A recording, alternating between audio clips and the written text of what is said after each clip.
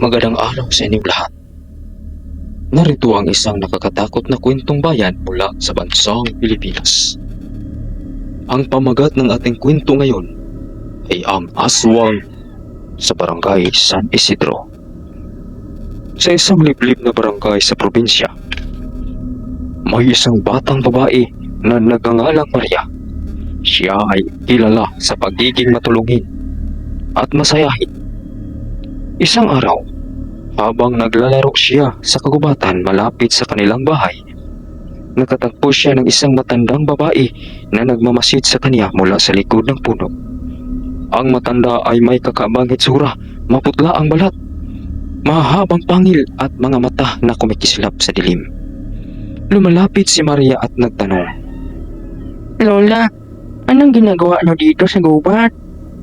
Ngunit bago makasagot ang matanda, bigla siyang nagsimulang maglakad palayo sa barangay. Kinabukasan, nagulat ang buong barangay nang matuklasan nilang nawala si Maria.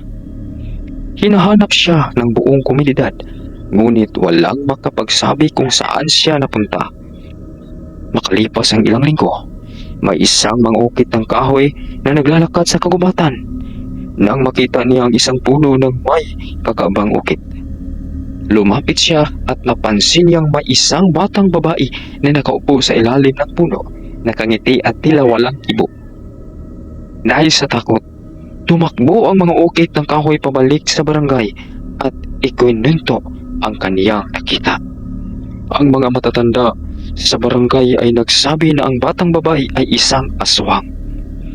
Isang nilalang na kumakatawan sa mga espiritu ng mga batang nawala at hindi natagpuan.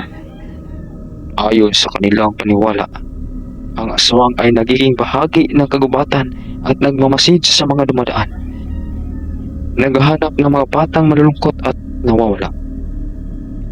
Hanggang ngayon, ang kwento ni Maria ay nagsilbing babala sa mga magulang at bata sa barangay San Isidro.